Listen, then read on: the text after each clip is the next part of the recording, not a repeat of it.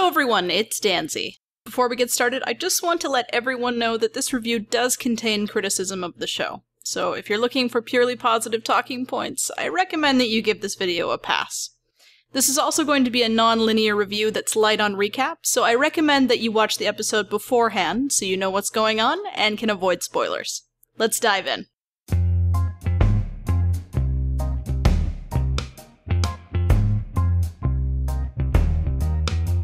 Alright, so how the writers handled Gendry's departure and return was nothing less than abysmal, lazy, jarring, absurd, ill-advised. No, you are not going to get me with this just because he's a Baratheon. I pride myself on critical thinking, and that's how I'm going to review this. I don't care how cool this is, or that you gave him an amazing hammer. Okay, fine, I loved all of this. I love that they made him proud of his Baratheon heritage, even though the only family member he ever met put leeches on his dick and tried to kill him. I love that he just so happens to wield the exact same type of weapon that his dad did, and I even loved his goofy bastard bonding with Jon. On paper, Gendry's whole arc was clumsy as hell, and I feel like a horrible media analyst for falling for it. But reintroducing a Baratheon in such an awesome way is like them nailing me with a headshot. They got me good with this, you guys. I wish I knew how to quit you.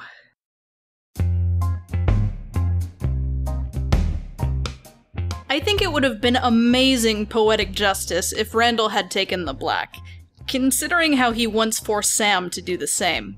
But him refusing isn't out of character, and while I do think that exploring Dickon more could have been really interesting, there just isn't room for him in the time they have left. So, other than a certain sword-shaped plot thread getting dropped, which I'll talk about in a minute, I think this was overall the right end for these two. When it comes to Daenerys, I really do think that this whole "is she or isn't she becoming heiress 2.0" is going to amount to nothing in the end. But given the choice between the narrative worshipping the ground that she walks on from start to finish, and at least showing her through some kind of negative lens, I would choose the latter every time. Also, a few of you guys messaged me about how ridiculous the plot hole surrounding Bronn and Jaime's escape was, and personally, I think you guys are being pretty mean. I mean, come on guys, it's clear that HBO's Blacksmith worked really, really hard on that plot armor.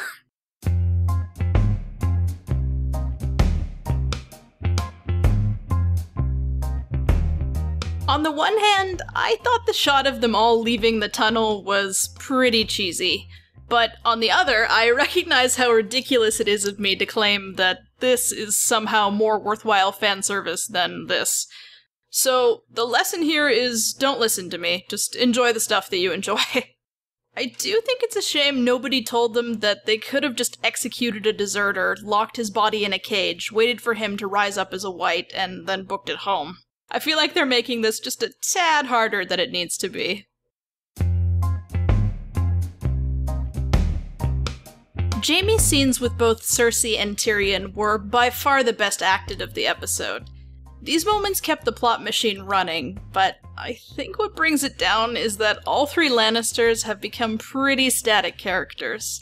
Cersei hasn't grown since her walk of shame, Tyrion since killing his father, and worst of all Jaime since the bear pit. We see these characters interact with each other and exchange information, but what I think is long past due is some character development.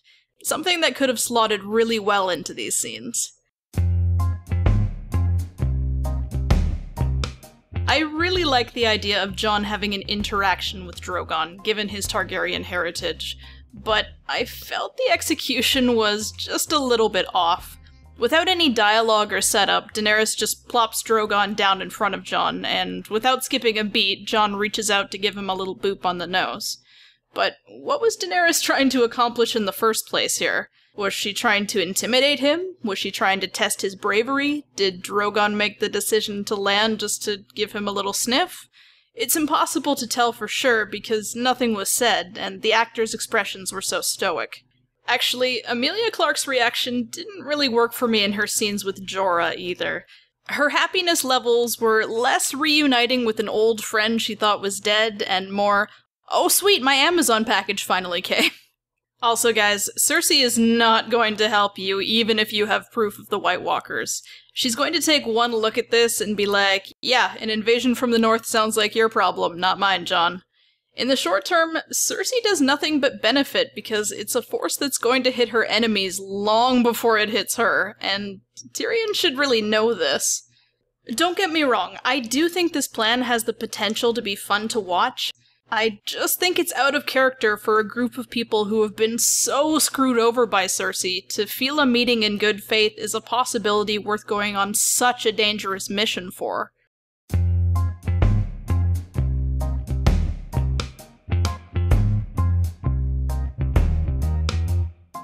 So, let's take this opportunity to examine Sam's entire trip south. He stole Heartsbane, which had no ramifications whatsoever. He scrubbed bedpans, so he didn't learn anything about being a maester. He cured Jorah's grayscale, which in itself was a pointless plotline, and now he's leaving. His parting line of, "I'm tired of reading about the achievements of better men," doesn't even fit with what we've been shown. Sam's not leaving because he feels inadequate, he's leaving out of frustration because a very powerful group of people are dismissing his warnings of a serious threat. In fact, they even made a point of showing that the stuff he was forced to read was mostly just boring statistics, not stories about heroes. I can't help but feel like this was just one long plot cul-de-sac, with a flaccid, "I grew so much as a person" tagged on to the end. When all is said and done, this whole thing is really going to have only been to the benefit of Jon's character progression, because the books they're bringing back contain information about his parentage. Speaking of which, this isn't how annulment works. The marriage can only be considered void if there's proof that Elia and Rhaegar never consummated their vows, which they ostensibly did because they had 2 kids together. Falling in love with someone else isn't grounds for ending a marriage. You're thinking of divorce, which doesn't exist in this universe. I want to make it clear that I am open to this idea, because maybe there's something we don't know yet.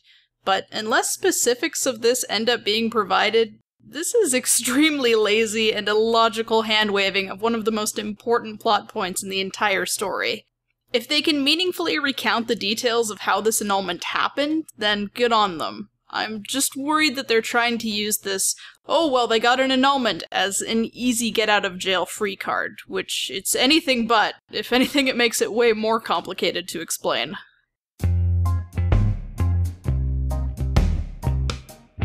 Man, when Arya and Sansa were tragically forced apart way back at the end of the first season, I for one was sure hoping that their eventual reunion would include petty arguments over which bedroom Sansa is sleeping in.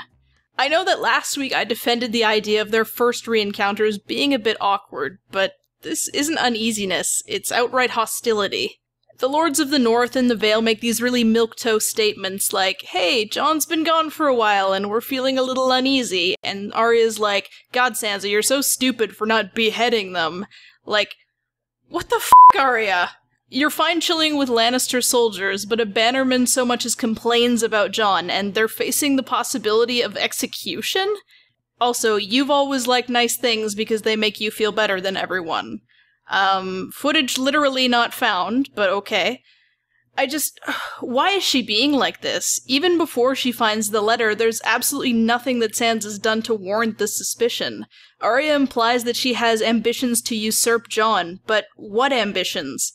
Standing down while your bastard brother is being handed your birthright is not the action of an ambitious person, nor is standing up for him while he's away. I'm sad that this is the route that they're taking with the Stark kids. Not only does Bran exist exclusively to feed information to Jon, but the only plotline they could think up for Arya and Sansa is one of extremely forced conflict. Not forgiveness, not empathy, not growth, not trust, not even basic teamwork. God forbid we explore emotional parallels when there's bitchy melodrama to be had.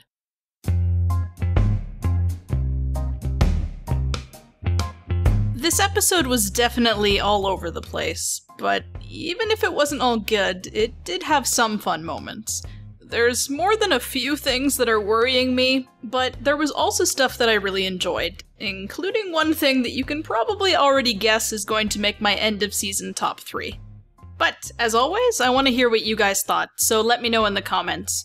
Also be sure to like, subscribe, and share the video if you enjoyed it, and if you want to further support the channel, head on over to my Patreon where you can get some cool rewards for donating. Thanks so much for watching, and I'll see you guys soon.